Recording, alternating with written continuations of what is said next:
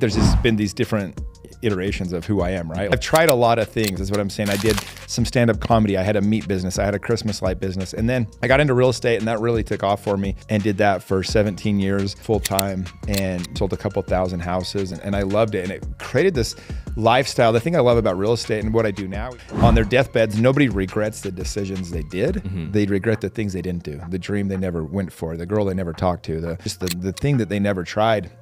And so I've really tried to just espouse that and live my life that way. I think everybody needs to learn on some level how to do sales, because it just gives you a confidence too. My worst case scenario in life is I could make a couple $100,000 a year selling door to door. When you know that, it blows the doors open of possibilities. I remember the first day I went and sold meat door to door. I was just 21 years old and I was trying to figure out what I was going to do with my life. And I think when you're a kid, you want to have money when you're older, but you don't know if you're going to have money. You don't know how you're going to have money. I think where people get in trouble is they want equal outcome, and you're never going to have equal outcome. You're just not, but you have equal opportunity, and you really do. And once your basic needs are met, everybody kind of gets on this same foothold. I think it's 28% of guys in the United States don't have one close friend. That number seems like it's not crazy, but that number was 4% in 1990, right? I mean, to compare it to.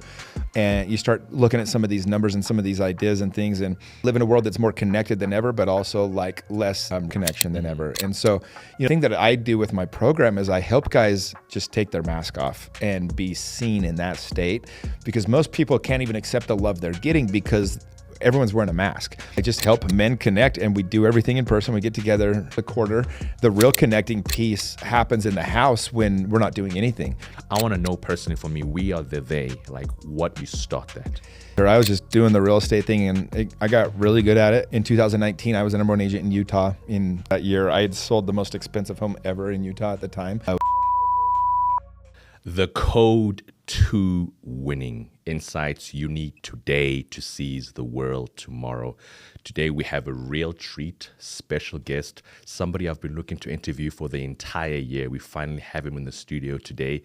He goes by the name of Jimmy Rex. I consider him to be the Utah's Mount Rushmore. So finally I got one of the guests in. Just a brief introduction of Jimmy Rex. He's an entrepreneur. He's a business leader. He's an owner. He's also running one of the greatest coaching and social movement that enable men to live exceptional lives as well. It's called We Are the They. We're going to talk and have a discussion a bit more with Jimmy Rex. So without further ado, ladies and gentlemen, Jimmy Rex. Dude, I need to have you start doing my intros. I could listen to you all day, man. You got that voice. I like it. What about the accent? Yeah, that's what I'm saying. That's the whole thing. That's much more. That just sucks you right in. I appreciate that. By the way, I do love your podcast as well. There was, I think you had that FBI negotiator. Oh yeah. Yeah, that's one of the episodes I liked. And the most recent one you had, I think, 2 months ago, you had Jason Walton. I used to work with him for Moxie. But then there's one other guy, I don't know his name, but he was the guy that took out, I think, Osama bin Laden. Yeah, Robert O'Neill. Yeah, that was the favorite episode because it blew up on Instagram. Yeah, he opened up about some stuff, and he said some things that were pretty controversial, which were true, but basically like we shouldn't be going to war. Yeah. You know?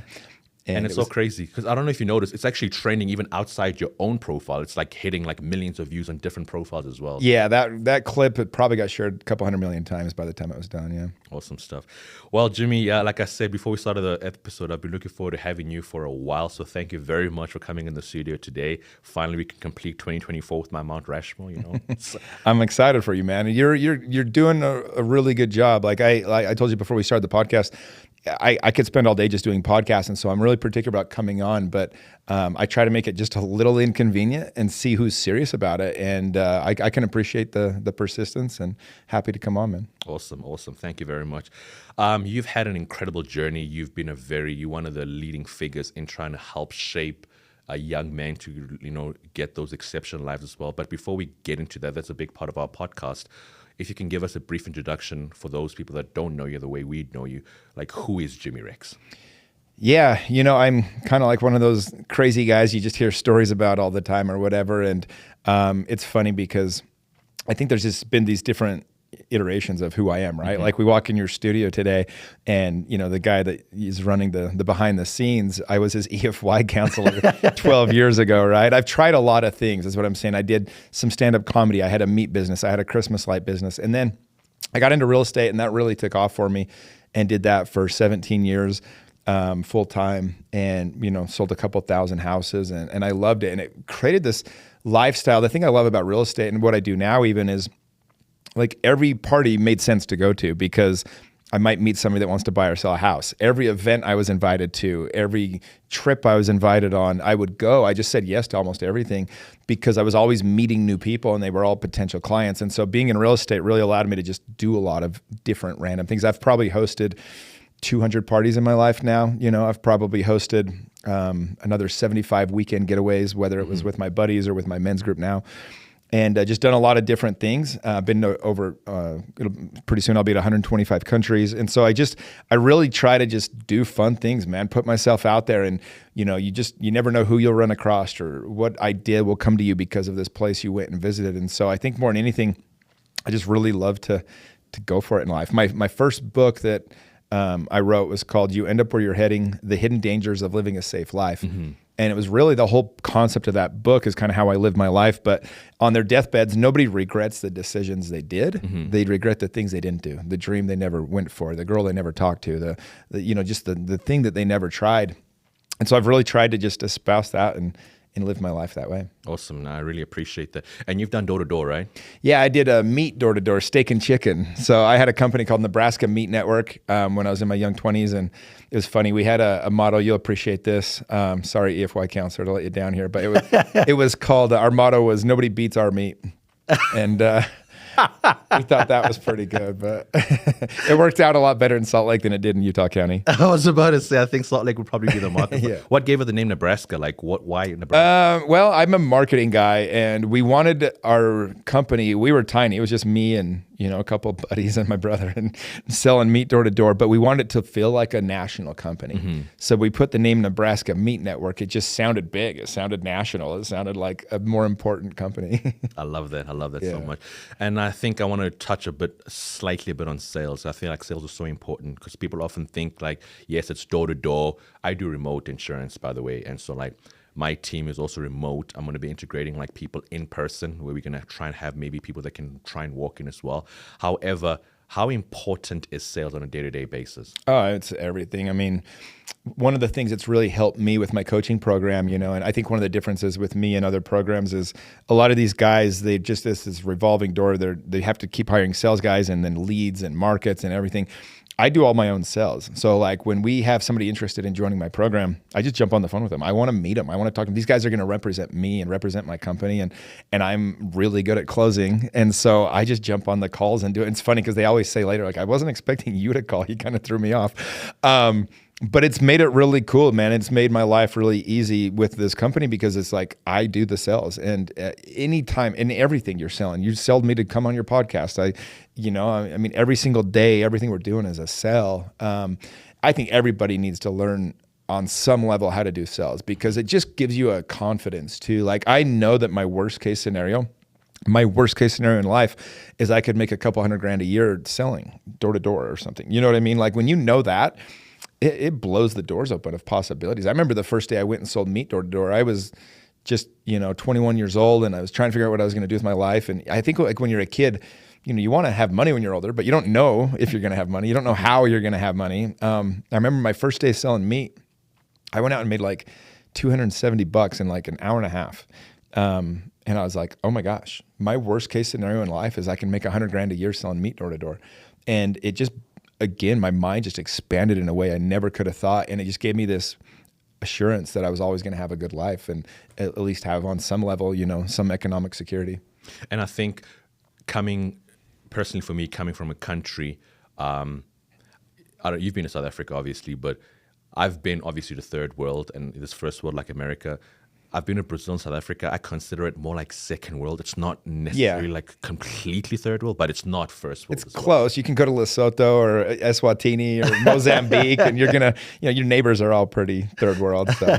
So the reason I'm saying that, I came here and I realized that America is the capital of capitalism. I've never realized there's unlimited potential for you to reach your full potential in whatever field that you're in, especially in sales. I've done door-to-door for a while. Obviously, past I did solar in California for 3 years before insurance. But even though I graduated in financial economics, I still feel like sales is pretty much a way of life. And the reason I bring that up, for somebody that's not from America, seeing the potential there is here, I just feel sometimes personally for me that some Americans don't really appreciate and understand the potential there is. What's your thoughts on that? Oh yeah. Yeah. You said that very well. It's interesting that all my friends that are, immigrants have the most love for America. Like, the younger generation, I think it's like 51% of adults in America don't even have an active passport or something. Like 70% of Americans have never been outside of basically Mexico, US, and Canada.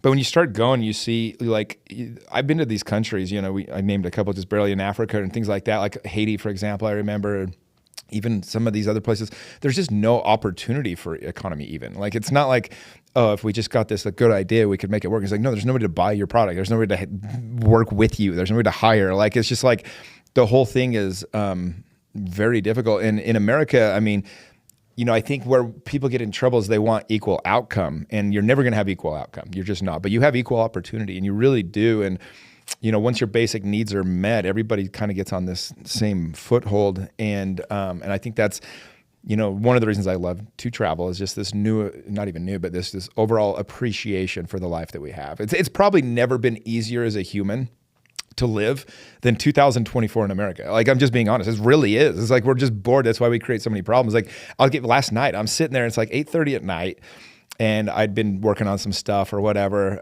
some Christmas gifts and things like that. And all of a sudden I'm like, I'm hungry. And so I go on my stupid DoorDash app. I get myself fresh salmon and a Victoria filet from Outback Steakhouse. Comes with a salad and just this fully loaded, sweet potato. And 25 minutes later, some college kid drops it off at my door, and I'm grilling like this perfect meal. Never even broke stride on what I was doing at my desk. And it's like, that's the world we live in, If my truck was in the shop, last week getting some stuff done with the tires, and I just Ubered everywhere. And it was honestly easier. It's like you have a personal driver. The luxuries we have today, we really take it for granted sometimes. And even like just information. I remember even when I was a kid, a lot of people were full of crap because you could never call them on it. Now it's like you at least know the truth of anything pretty fast. You can figure things out pretty quick. And so it really is just an abundance world that we live in, and that can cause problems sometimes if people, take it for granted. And, and I'm glad you mentioned that, but one of the things that was, as much as I do love the economy, I also realize when you said people do create their own problems, I think there's a fine line which we're going to go in as well with a lot of the depression and anxiety that men do face. Obviously, you've traveled, and me coming here, I couldn't distinguish whether in some countries they can't identify it, but I feel like there's a large amount of depression and anxiety happening in the United States, obviously, especially with men. Can you just talk about the differences from your travels and your experience on that as well? Yeah, I can't compare it much to like other places per se, but I'll say like in the US, like part of the reason that, we do have a huge issue with that. We have a loneliness epidemic. We have more men I think it's 28% of guys in the United States don't have one close friend. And that number seems like it's not crazy, but that number was 4% in 1990, right? So if you compare it to, and you start looking at some of these numbers and some of these ideas and things, and we live in a world that's more connected than ever, but also like less real connection than ever. And so, the thing that I do with my program is I help guys just take their mask off and be seen in that state, because most people can't even accept the love they're getting because everyone's wearing a mask. And what's happening deep down is they think if this person knew who I really was, they wouldn't love me. And they have imposter syndrome, and they think like, I'm not good enough to be here. Or like, I even when you walk into a party or like an event, for example, a dinner, and people will be bragging about their job or their car or their girl or whatever. And what they're really saying is like, I promise I'm good enough to love. Please love me. But how it comes off is this weird bragging because nobody knows how to connect on that deeper level. And so what I try to help men do is that very thing, is just take the mask off. And I have a series of exercises and events and practices that we do to help do that. But the reason why people feel lonely is because they can't even feel the love they're getting, because they think it's a version of them that's being loved that isn't even their true self. And so, and it's just harder to connect in person now than it used to be. It's, when people invite me to come on a podcast, if it's over Zoom, unless it's like a really cool podcast and it's out of state, I don't want to go do it. I'd rather come meet you. I want to sit down. I want to, enjoy this experience and connect, like really connect with the other person. And so I think we try to move too many things online or out of the way and all those kinds of things. And so, I think the more we can get back to, like, I just bought a new house, and the whole reason I bought this new house is I want to host people. I want to have people over. So I bought a house that has a big yard, and I'm going to put a pool in, and I want people over. I want people connecting. I want people in person, right? It's got a pickleball court and tennis court and stuff, and I just want people to be together. That's going to be like the gathering spot, because that's really everything in life. There's an old meme that's like, it's not about the destination, it's about the journey. It's actually neither. It's about who you're with on the journey. It's about who you get to do it with. I've been, to some of the most beautiful places on the planet. And sometimes you're there and it's not the same if you're not with somebody you really want to be with. I've also been in some of the boringest places on earth, but if you're with the right person, that can be some of the best days of your life. So, it's just like, it's all about that connection. No, I love that. And I think human beings as a whole, we've appreciated connection, especially considering 2020, 2021, when COVID happened as well. And as a matter of fact, I asked one of the questions to Sam Taggart, because obviously DDD University expert, and I was like, are you getting worried the fact that there could be a shift, because I'm in remote sales, obviously, that people are going to be shifting more towards that. And he stressed the fact that mainly because of COVID, people miss that interaction. I'm the same way. I've had many guests, even here in Utah, they say I can do via Zoom, but it's not the same. I don't want this connection failing. I prefer, if it means it takes the next a few months, the interaction of being with the person, sitting down, you develop a relationship, you get to understand, and I feel like they add so much more value, because when the viewers actually listen to it and see it, they can see the connection is there, rather than just reading through questions. Yeah, well, I mean, you gave the example of Rob O'Neill that I had on my podcast, right? And that was a podcast that any sane person would have just done over Zoom. He lives in New York, but I was like, hey, man, I want to come out. I want to interview you. I want to sit down. And so I flew out there to do the podcast. I took the girl I was dating at the time. I just made a New York weekend out of it, but we flew out there, went to kind of upstate a little bit in New York, did the podcast, but we connected. And he's invited me anytime I want to come back to be on his podcast. We talk, we text. And it's just one example, but I've jumped on a plane 40 times to go do a podcast. And that's why my podcast has grown as well as it has. Like, I want to go connect with these humans, right? Like, when I had Chris Williamson on my podcast, we did it in person, and then he invited me to come down and be on his podcast, which to this day is still the biggest podcast I've ever been on. But I want to do this in person because it's that connecting piece. Like, if you do it over Zoom, like I've done some over Zoom because it's the only way I could get it. Like I'll give you an example. Like I had Robin Sharma, who wrote the 5 a.m. Club, or Grant Cardone. I've had them on over Zoom. They would not recognize me if I met them. Like, they wouldn't remember me, right? Because we just did this thing over Zoom, and they're probably doing 10 things that day, and there was no real connecting done. And so it really does, like, my whole program was born out of COVID, like you were speaking to, because people realized this gap. It became this glaring thing of like, I want to be with friends. I want to be with people. I want to do life, right? And that's why We Are The They has been so successful, because I just help men connect, and we do everything in person. We get together once a quarter, 50 dudes. I rent these big old Airbnbs. I just got back from Bear Lake. We did one, rent this huge Airbnb, and it's got like 80 beds in it. So everybody gets their own spot, and, we're doing cold plunges in the lake, and we're going snowmobiling and, snowshoe hiking. But the real connecting piece happens in the house when we're not doing anything. I brought a pair of speakers. And it's kind of funny because I'm not a dad, and I'm in my 40s. And so people are always like, well, what the hell is Jimmy going to teach you about being a dad? Well, I'm smart enough to know about community. So what I did is I brought in 2 guys to speak. And one of them, his name is Mason Sawyer. He's amazing. You should have him. He actually has a studio here in West Jordan as well. But he's just an incredible human. His wife and 2 of his 3 kids and his brother and his nephew were all in a car driving together. It crashed and they all died, except for his one boy. And he tells this story in front of the group, and he's, just rip your heart out. But he has so much intention around how he tells this story. He's a public speaker all over the country now. And then I had another guy come in. His name is James Alvarez. This was just this last week. I was giving you an idea of what connecting feels like and looks like. I brought this guy in, and his 9-month pregnant wife, they were on a walk, and a drunk driver hit her and killed her, ripped her right out of his hands. And they were able to save the baby and deliver the baby. And he's a single dad. So she's 4 now, and he raises this little girl. And I first got wind of his story because he redid all of his pregnancy pictures he did with his wife, with his little girl. And it's just this beautiful story. And this man is just pouring his soul into my group. He's never done public speaking before. It was his first time. And every single guy that showed up that weekend, I know will be a better husband and a better father going forward. But that's the kind of stuff that you had to be in the room. You can't get it off the internet. You can watch their story right now on Instagram and it'll kind of just touch you and you're gone. But if you're in that room, you're having inspiration come to you. You're having thoughts and feelings come to you that will change your whole life. And that's the power of getting people together. It's the power of things that are in person and that connecting piece. And that was just the whole weekend. Guys are just like hanging out and doing life and spending, it's funny. We do these mini masterminds, get 8 guys. We'll get together in a circle.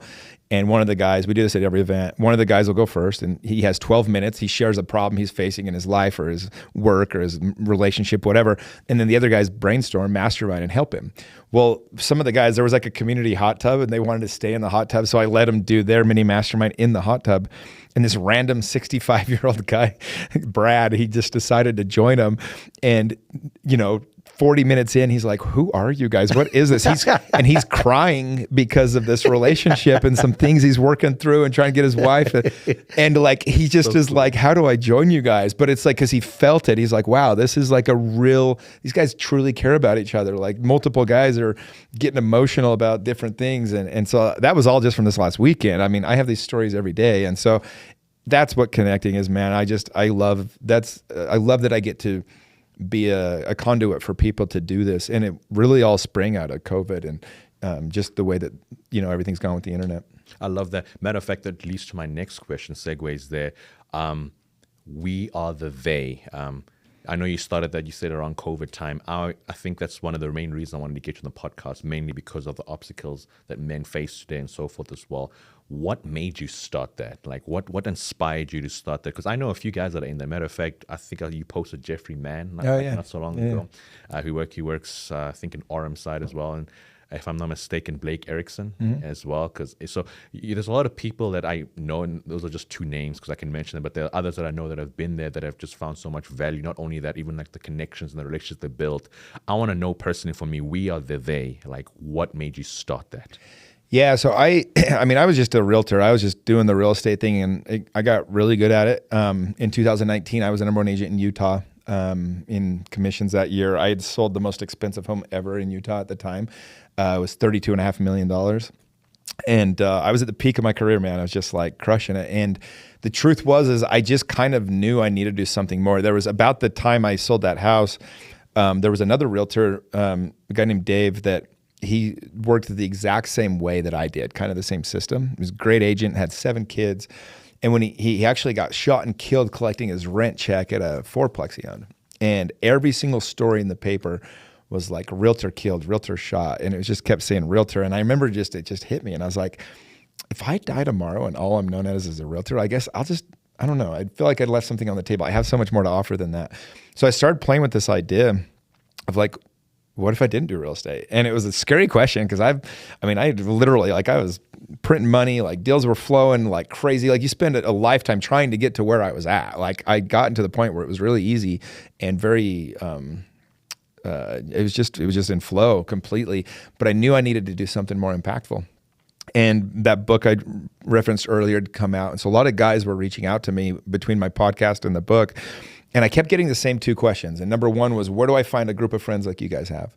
And the second one was, I feel like I'm stuck in life. I feel like I'm just kind of playing small. How do I start living again? And so I just kind of thought about it and I was like, and all my best friends had kind of met through me. A lot of groups of friends have met through me. I'm very blessed to have really amazing friends. I really do. And so it was funny. I realized I'm like, the thing I do best is help men learn how to connect and become friends. And so I just decided, man, I was like, all right, well, I had spent 15 years going to every self-help development, mastermind seminar, read over 500 self-development books, like mindset and everything else. And so I just said, if I take the best stuff that I've learned, my best connections, bring them as guest speakers, these best moments of my life that changed me, and if I can recreate them for these guys, I think we'll have something. And so I just threw it all together, man, and took a chance on myself and launched, 3 years ago. And we've had now over 500 men through the program. And wow. It's life-changing, man. It's amazing. And so that's really how it started. I just asked myself, Ed Milet he's a mentor. He was my one-on-one coach for a while. And good episode, by the way. Thank you. Yeah, it was a fun one. He always says, he wrote the foreword for my book that I just did. And he always says, he's like, you are most qualified to help the person you once were. And he's like, what can you do the best in the world and teach other people on? And for me, that was helping men learn how to connect, like truly connect and become close. I love that so much. And the reason why I wanted to go, because usually we are the they. It emphasizes on helping men become the best version of themselves as well. What are the biggest obstacles you think are facing men, and particularly young men? Yeah, and I think it's an important part of it. You know, I had a guy in my second group just graduated just a little while ago, and one of the guys on the last day, it's funny, he's an LDS guy, and actually his stake president pulled him in and was like, hey, I don't know if you should be doing this group. It seems like it's, you know, and he was like, let me tell you, first off, President, he said, this is what we wish Elders Quorum was. he's like, these men, he goes, they're not trying to make me be like that guy. He was referring to me, right? He's like, the whole program is designed to help me be the best version of myself.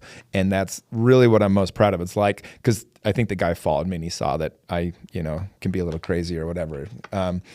But at the end of the day, I love that. And that's really what this thing is all about. It's like helping you become the best version of yourself. But, you know, obstacles that people run, I mean, here's what the first thing I tell people when they join the program. I was like, it's really hard to have a bigger impact on others if you aren't in a good place financially and physically.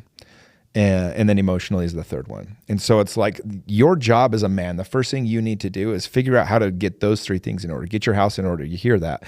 It means you have enough income coming in, more than you're spending, like period. Like you don't have debt and you've got your, you know, income coming in. Physically, like you got to be in shape. Like, can you go run a long distance right now? Can you lift heavy things? Like, you know, are you physically pushing yourself every day to see what your body can do?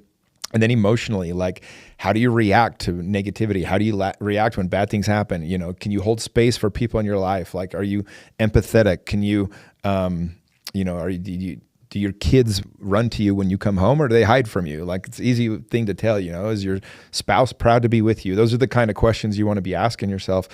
And if you got those things figured out, from there, you start to look at the bigger issues that there are. And I mean, just society in general, like, you know, it's hard for women, it's hard for men in just completely different ways. And so I don't want to ever minimize for women. I think, you know, but women, they have such a natural tendency to be caregivers and be loving and things like that. Whereas men, you know, a lot of men, if they show vulnerability, if they show some of that side, they've been punished for that in the past. And so a lot of guys have built these walls up or built these masks that try to just, you know, and God bless them, but it keeps them from truly being happy because they're not exposing who they really are. And so they're trying to play a role or who they're expected to be. You know, like you hear a lot of, you know, guys being, whether it was on a sports team or maybe in the military, or maybe they had a father that was overbearing and like it wasn't okay not to be okay. And so you have to kind of work through those things and have a safe container. I've always said, like, my job as a coach, the only thing I'm trying to do every day is create a container safe enough for people to be inspired to change themselves. Because I can't change anybody, period. And if you want to have a frustrated life, try to change people. Good luck with that. But you can create a container where they get the inspiration to change themselves. Mm-hmm. That's like bringing those guys in that I explained last weekend. You know, as I just want to create a space where they hear something or they experience something, they feel something, and they go, wow, that's how I want to live. Love it. That's something that's going to change my life. But men, you know, it's, we do have a responsibility to just have our shit together, like have your life in order. Like, and you need to have spaces. You know, one of the things I love about a men's group, we had multiple times this weekend where a guy broke down. And I said, hey, man, this is where you break down so that we can build you back up, so we can support you, so that we can hold you accountable. And then you get home and you do not pour that shit on your spouse and kids. You are a rock for them. You are the reason they feel confident. You are the reason they can go to bed and sleep well at night, because they know their dad's got their back. And then you're going to come back to us and you can fall apart all you need. But when you get home to your spouse and kids, like, you need to, you know, you have to hold that space for them and make them feel safe.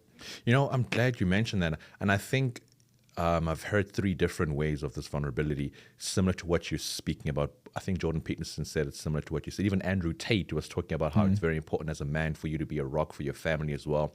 And also when I interviewed Ray Cash K, was talking about the importance of vulnerability. Now, how important is it, though, to try? Where's that fine line when you're being vulnerable between that and your family?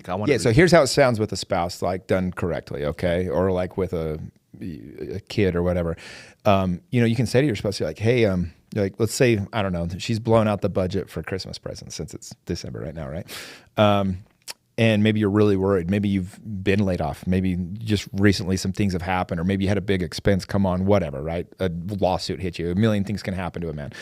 And you're really worried about finances. So what it looks like is you say, hey, honey, I want to be a little bit honest with you. Or I want to be a little vulnerable here.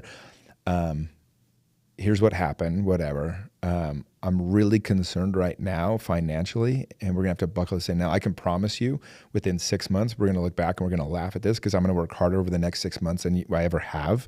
Part of what I'm going to do though is gonna require me to probably be gone an hour earlier and be home an hour later. But I can promise you I won't waste an hour that I'm away from the family. I'm just doing this so that we don't ever have to be in this position again. But right now I'm hurting. I actually need you to support me. I need you to pick me up. I need you to just for 6 months, I just need you all in on me and pure positivity. Don't nag, don't bitch if we can't buy the gifts that you want right now. I'm going to get us out of this position. I'm going to work my ass off. And this is, but this is what I need today. That's what it sounds like. Do you hear the difference? 100%. That's so crazy. I think obviously it's not what you say, but how you say it, because I think right now with they say 51% of divorces, if not even higher, it's mainly finances as well. And not because that people often have this thing of women are gold diggers, but no, it's the fact that there was a trust that was not like reciprocated on both sides, and so that there was an expectation on your end to be a breadwinner in order for you to provide as well. So yeah, well, a lot of guys will like complain about their situation, but they're not doing anything to fix it. It's like, well, your woman doesn't trust you. Like the number one thing you can do for your woman is make them feel safe, period. In every way, financially, physically, emotionally, make them feel safe. So if you tend to yell a lot, well, you got to work on your embodiment stuff, and you need to learn how to handle your emotions differently so that you don't do that. If you are out of shape, get your ass in shape. Like, let's just call it what it is. Your wife didn't sign up for this. Like, she doesn't want a guy that can't take care of himself and the family. She doesn't feel safe. Like, if somebody were to attack the family, like, can you physically defend yourself? Can you actually do something about it? And then financially, it's like, women are so forgiving with these different things, but like eventually it gets to a point where if they don't feel safe financially, they're either going to have to emasculate, they're going to have to, work harder, they're going to have to do things they don't want to do. They'd rather, most women, if they're in their feminine, would rather just be with the family and be a caregiver and those things, or even go to work because she wants to and she's passionate about it, not because she's forced to, right? Because her husband's not doing it. And so these are some of those things that I just, and temporarily, obviously, these things get out of balance. But like overall, it's a check and balance every day, man. Like check in with yourself. Like, hey, how you doing? Like how much longer are we gonna talk about you getting in shape before you actually do something about it? How much longer are we gonna have the kids like not even want to be around their dad because he's always in such a bad mood? Wow. Like I remember how many times as a kid I'd go to a friend's house and you don't want to be there when their dad gets home. It's like, who wants that energy, dude? You know what I mean? Just pay attention to those things. Like, how are you showing up for the people in your life? And a lot of guys want to complain about, it's so hard for men today and all these things, but it's like at the end of the day, it's really not. I said this earlier. It's never been easier than it is in 2024 in America. It's just not. Like there's so much opportunity. There's so much knowledge. There's so many ways to make money. You could literally drive an Uber and make $65,000 a year and like get temporarily out of a bad situation. Even like 10, 12 years ago when the real estate market collapsed, there was nowhere to go to like pick up money if you needed to. Nobody knew what to do. People started working for MLMs. Like nobody knew what to do. Like at the end of the day, right now there is 10 jobs that'll pay you $100,000 to $150,000 with 90 days training to learn them. Plumbers, electricians, there's so much opportunity, right? And so it's just ultimately understanding as a guy that it is your responsibility to do those things and making, the people around you feel safe. Be an asset, not a liability. That's what I say to the guys all the time. Be an asset, not a liability. That's powerful. Oh, another question. I want to know personally, like how long, because you said graduating, and I think you have like certain groups that people often enter, because we used to work as well this year with Dan Clark with a lot of his stuff that we used to do. And I think he was one of the speakers at one of your events as well. But I know that you have groups of people that go through something and they graduate and so forth. Can you kind of like break down? Because all I see is fun things of you guys like doing backflips at Lake Powell and stuff like that. I'm like, yo, this is super fun. But yeah, it's a blast, man. We have a lot of fun. But I realized, when I've been to so many other masterminds, and so I took all the best things that worked and the things that didn't, I got rid of. And so, for example, once you get over about 50 guys in a group, it's really hard to get the same quality of conversation. Okay. The connection just stays more on the surface. So I keep them in pods of 50. So I've opened up my leadership program every couple months, and that usually fills in a couple days, or weeks at least. And that's 50 guys that go through a 2-year program together. And it graduates because you don't want to get stuck. My problem with therapy, even religion on some levels, is it's designed to kind of make you feel broken, so you need to keep coming back. Like, say what you want, like it just kind of is. And so I never wanted it to be that. I wanted you to get to a level after 2 years, either you've gotten the skills and the connections and the relationships you need from my program, or you're probably never going to get them. And so at 2 years, they have a graduation, they finish the program. And then at that point, I have a tribe, which is essentially everybody that's ever been through the program or anybody that signs up just for the tribe portion of the program. And that's ongoing all the time. And that's more just about a giant community. We have about 500 members in our tribe. Wow. Total. But the leadership program is specifically designed with the same 50 guys, so you can go deep with those friendships and those relationships.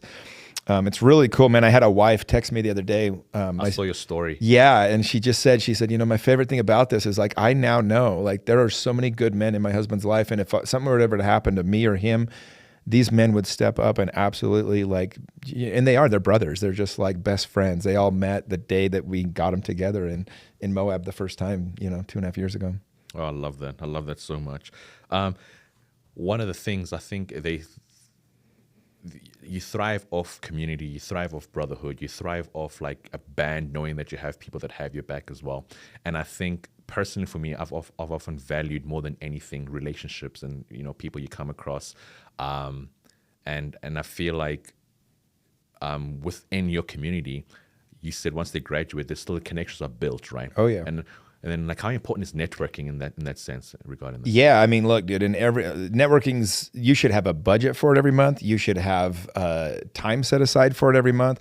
I am so intentional about networking. Most people become friends with who lives next to them or whose kids hang out together or whatever else. And I'm like, no, who inspires me? Who do I want to be around? Who do I want to spend my time with? I'm so intentional about that.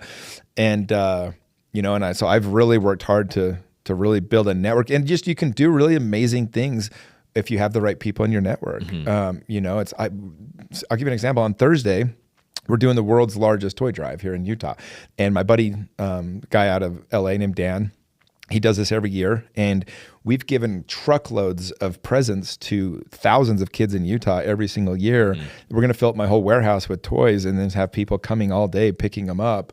And it all came from this one guy, Dan, his vision of building the world's largest toy drive. And so we have a thread going with guys here in Utah. You mentioned a few of them that were on your podcast, guys like Sam Taggart and The Muscle and some of these other guys. There's been $35,000 donated in the last 24 hours through this group. They're just bringing truckloads of toys in. But like, you can make such a difference when you have the right people in your world. Mm-hmm. And sometimes it's a smaller level. Sometimes it's just, you need somebody that can do something, whatever it might be. But, it's the power of your network is everything, man. It really is. And I think what's one thing I realized, especially coming here, that you're literally one handshake away from a completely different lifestyle as well. And I've seen that with the people that I've networked with, especially like the fact that Utah's got so many successful entrepreneurs. Like, it's so crazy when you get to see that people that are just utilizing, taking advantage of, first of all, a great economy, because per capita, it's by far the best economy for the people that are within the country or the state. I want to kind of get back. I like the we are they. We are the they. Sorry, my accent make it sound like it's good. No, you got it. I knew what you meant. I want to know. I mean, like I said, I mentioned a few guys, and I noticed there's something very peculiar, very unique that all these people that seem to be attracted to this program are all caliber people, mm-hmm. caliber and super like successful, working on themselves, but they all have a vision in mind as well. The reason I'm mentioning that, I want to talk about, like, do you know any person, you don't have to mention a name, that you feel like has got like a very powerful story that's been through the program that's perhaps graduated? Yeah, I mean, literally hundreds of them. I shared a story a couple of weeks ago. There's this guy, he's in Tucson, Arizona, and he was British military, came over from England, married a woman here, and he's lived in the States for 10 years, never had a best friend. And he came and he told this story to our group, but the long story short, he had this moment. He'd never liked his birthdays. He'd never been celebrated. and I had him speak about friendship because he's met his closest friends in the world, this group of like 5 or 6 guys, and all their wives are best friends. In fact, they all went just yesterday, they all went and saw Wicked together, all the wives, and they've all become best friends. And he talks about how his wife, he was out of town and his wife had an emergency at this thing, and just called one of these other guys at 3 a.m. and took his wife to the hospital and stayed with him the whole time. And I mean, it's like I have hundreds of these types of stories, and I have these guys that but those are the kind of stories that I love. We have actually in our group that we just did this last weekend, one of the guys, he's actually a gay guy, and he's our only gay guy in the whole group that I know of. And it was funny. He said, he got up and he said, my whole life, I've just searched for a community that would accept me, but that I wanted to be in the room. I felt like they truly wanted me there. He goes, this is the first time I've ever felt that. He said, because he's really into self-development, mindset, and all those kinds of things. And he said, in my gay community, it's a lot of debauchery. He's like, it's a lot of people, they don't think like you guys do. This is what I want. But most of these groups don't really accept me. And he's like, I've just never felt so safe in a room. And I love that, man, because growing up in Utah, I was younger in high school and stuff like that. This is the late 90s, we made gay jokes, and that was not something I was okay with. And, growing up LDS and some of these other things. And so for that dude in my group to feel like this was the first time he ever felt fully accepted and safe in a group meant the world to me, and I love that. And I just, again, I have hundreds of these stories I could share, but those are a couple that just quickly come to my mind. I love that. I don't know if you watch this movie though. I want to try and not necessarily related to that, but I want to talk about a problem that men are facing. But the movie it's Kevin Hart. It's called The Wedding Ringer. Okay, I haven't seen it. So what Kevin Hart is... It's one of his 100 terrible movies he made in a row. No, but this one's funny. I'm just kidding. The storyline, you'll actually enjoy the storyline. So what happens in this movie, Kevin Hart's there. He's like a wedding ringer. So what happens, this one guy, complete like, I would say nerd, super successful, like millionaire and stuff, marrying this absolute babe, beautiful blonde girl, so pretty. And what Kevin Hart does, he's hired by people to be like the best man. And so he's out there being a best man. He does all like these, what's that, groomsmen party and all the different stuff. The bachelor party? Bachelor party, that's the term, yeah. And so in this movie... Sounds like a good movie. I like it. So in this movie, it turns out like obviously she's just marrying him for the money. In that situation. And so Kevin Hart's like giving out a speech of like, like how he grew up with this guy. He loves him so much, just like a best friend growing up because he's the cool guy kind of thing. And so the entire thing, obviously didn't get married. They end up building a friendship after then and so forth as well. But this is going back again, which the question I wanted to kind of ask, as much as there's no like those meaningful connections that men are facing today, do you feel also the easy lifestyle in terms of staying in your room, playing video games, pornography, do you think that's kind of like Tinder swiping rather than approaching a woman? Do you think all those things are kind of contributing to the reason why men are feeling so alone and just miserable? Of course. Yeah. I mean, I always say the devil tries to come up with a counterfeit version of everything. So what does he do if instead of connecting with men like real connection, he's going to do these surface things like, that you can do like watching football or something, or like just being online or whatever. And it's just fake, right? Or pornography instead of like, having sex with a woman or that you are in love with, and all these different things. And so I do think that any time that you're getting the cheap dopamine, right? Like, or you're just trying to, and that's the problem. It's like back in the day, whatever you want to say, like it took a lot of effort to have connection. You had to go and you had to build community, and your survival depended upon how well you connected with these other humans. And if you wanted to get laid, you had to court a woman and win her over and usually marry her and all these things. Now you can see naked women and like millions of beautiful naked women online in like seconds. Like it's all counterfeit, and it doesn't produce true happiness, but you can feel like connected. And so that's the danger. Tony Robbins talks about this. He talks about the 6 human needs. And one of them, he says, is either love or connection. And he said, for most people, love is too scary, so they'll settle for connection. And unfortunately, you can feel connected through like the internet. You can feel connected through OnlyFans or pornography or any of these things.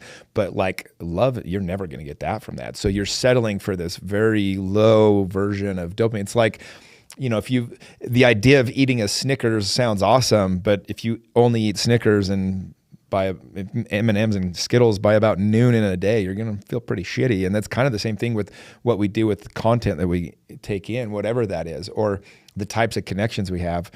I think when you really connect with another human and you can feel that deep connection with them, that's the kind of stuff that'll get you out of bed in the morning. But when everything's just make-believe land on the internet, or it's like video games and some of those things, it's just, you can get a cheap dopamine hit and think you're being productive. It's like, I'll give you a quick example. Like back when I would call for sale by owners all the time, that's how I built my business.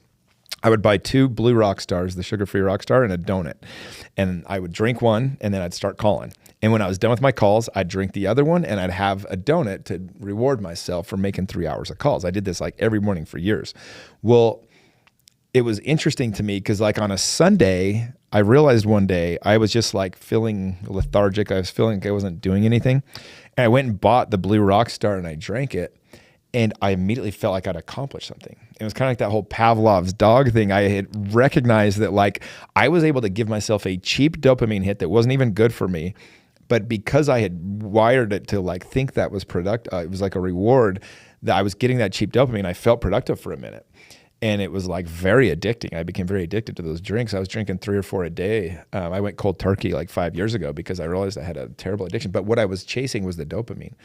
I did a 4-day water fast a couple of years ago, a year and a half ago.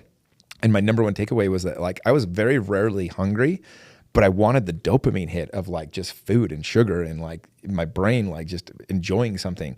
And I think that's what, why today's society is scary, because you can get cheap dopamine hits all day. I pull up my phone right now. I go to Instagram, Twitter, TikTok, dopamine. But it's also like the hedonic scale, right? Where you're just treadmill, where you're just like needing more and more and more of it. And every time you reset your center of what a dopamine should get, it goes back the other way. And that's where all the depression comes in, because it's going to reset. And that's when you're not getting any dopamine and you're just feeling down and feeling shitty. Oh, that's so powerful. Thank you very much for sharing that. And I think there's a lot of struggle with that, especially with how easily accessible it is. Like what you just mentioned, like back then, it actually had to go approach a woman. Right, you had to now, do something. Just subscribe to OnlyFans, just a couple of bucks as well, So, and be very careful of cheap dopamine. Nothing will ruin a man quicker than cheap dopamine. Wow. Yeah. Powerful.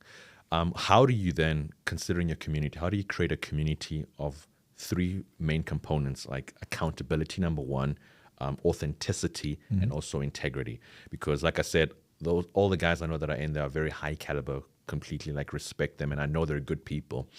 But how do you create that culture? How do you ensure that those 3 pillars are there? Yeah, those are the pillars of my program: vulnerable, authentic, and integrity. And it starts with the first day they show up.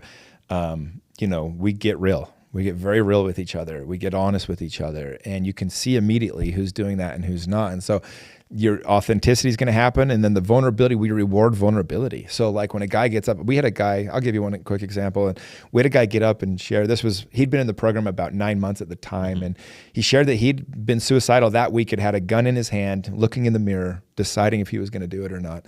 And what had happened is a couple of years earlier, he'd had an abortion. He'd convinced his wife to get an abortion and ended up marrying her and had more kids with her. But it always kind of gaslit her into thinking it was her decision when it was his. And he just couldn't live with the guilt of this anymore. And he just was eating himself up. And most men would go to the grave with that. And it would just eat at them for the rest of their lives. We were doing a breathwork session, and he had the opportunity to kind of connect with this unborn son and basically said, it's okay. Like, don't keep beating yourself up over this. So he's telling us the story and being the most vulnerable he's ever been. And he's bawling, and half of us are bawling. And afterwards, we all just surrounded him and loved him and hugged him and like, hey, you're not the worst thing you've ever done. And like, how beautiful that he could share that and feel loved still. Because in his mind, he's like, if these guys ever knew I got an abortion, they wouldn't love me. I'm a baby killer, like whatever. You start telling yourself these things, and all of a sudden you realize like, hey, you know what? Like life happened. And, obviously we're in support of abortion, but at the same time, it's like you also don't need to beat yourself up for the rest of your life because of this. Like, one of the knocks on the internet of my group, you'll, every now and then get a review. It's like, oh, that group has a bunch of guys that have cheated on their wives. I'm like, no shit. And thank God we have a place for them to come and like get it corrected and work on it and like do better. Right. Yeah. I was like, who else accepted the adulterers was Jesus. It's like either we believe this or we don't, but it's like, there's strong consequences and there's accountability to each other when people go down the wrong path. But like, we really want to help each other and support each other in becoming the best version of ourselves. And when you build that type of atmosphere where people feel safe to share things, like, one guy cheated on his wife after a year in the program, and we yelled at him. I mean, we let this guy have it. He wasn't seeing like the problem still. He was trying to justify it, and we just had to come to Jesus, and it got very real. And he's one of our strongest members now, and him and his wife are doing awesome. But sometimes that's what it looks like by a strong friend. Sometimes it's,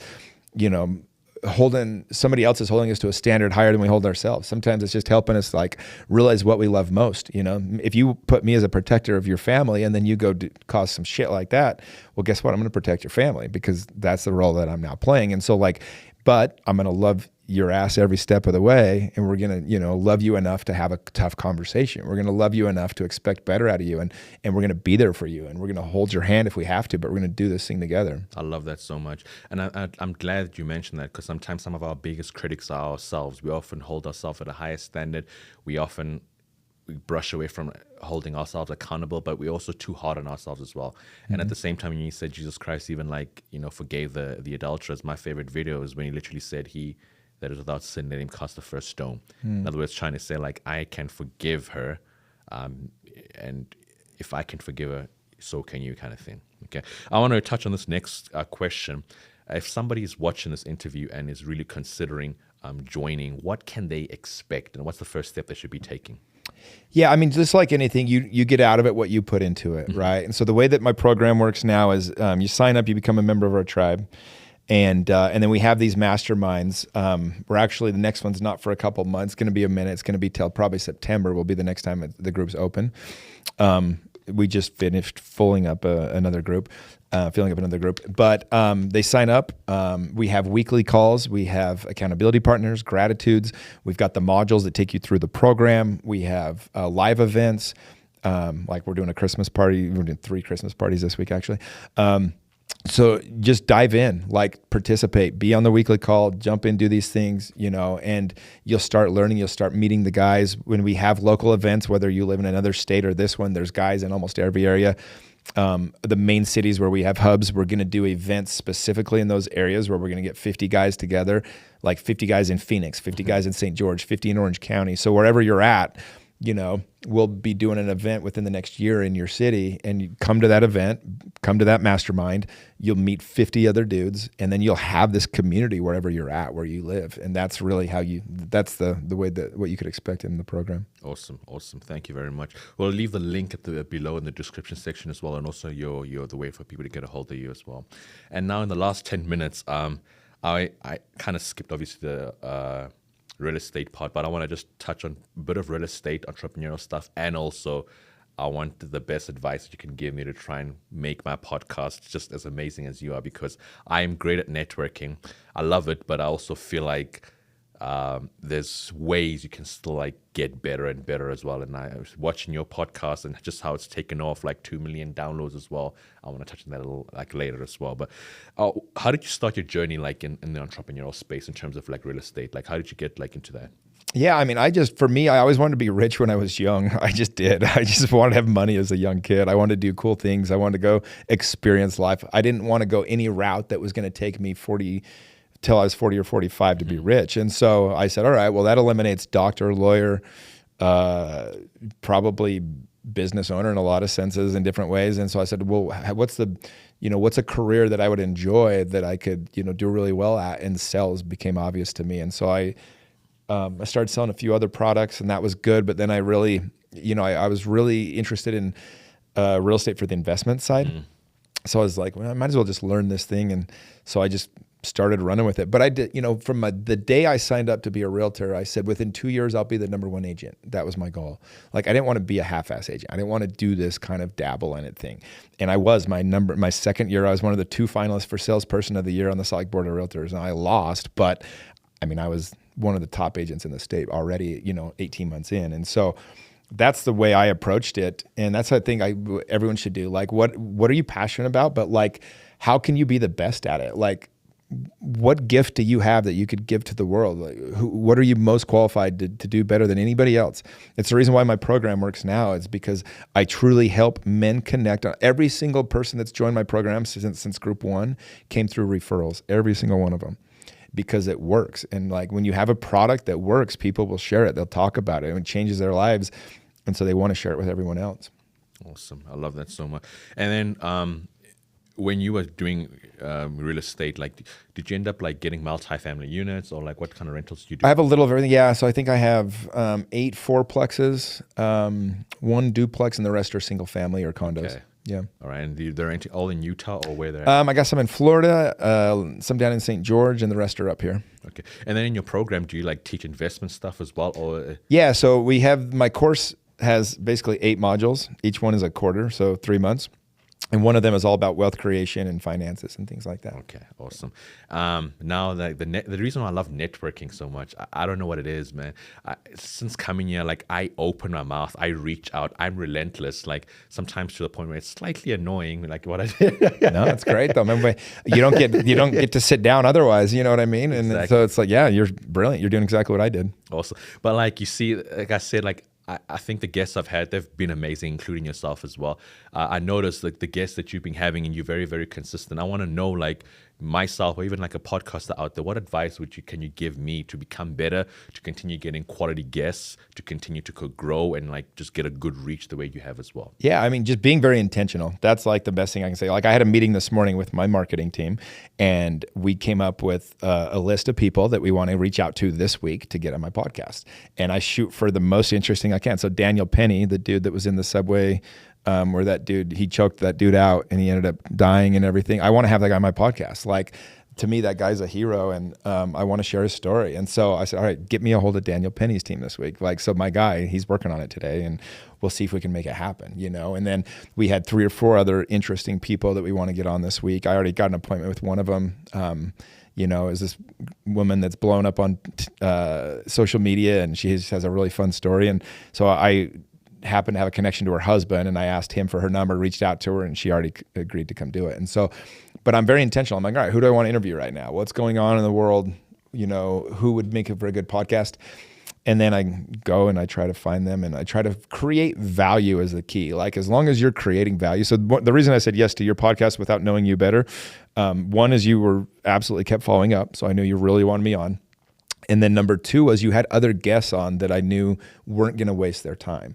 So what I always do. I want to see who you're interviewing. Like I made the mistake of agreeing to speak at an event one time that I never should have spoke at. The guy was a scammer, and I didn't know this. It was AlphaCon, you know, this whole thing. And I get tied up in that. I was just a speaker. I spoke 35 times that year, but because I spoke at his damn event and he made a flyer with 11 white dudes on it, it looked terrible, you know?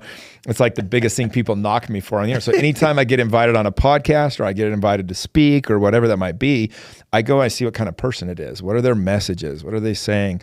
And I have to be a little bit more intentional about that now. But because you already had guests on that I'm friends with, the people that I know, I knew this would be a good use of my time. Awesome. Nah, I appreciate that. I appreciate everything that you had shared. I know there's one more point I wanted to touch on, which was not here. It was probably no,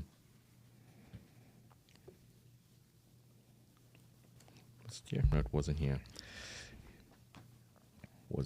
No, I appreciate that. I'm grateful for first of all, you coming in. I'm grateful for the insight that you've given as well.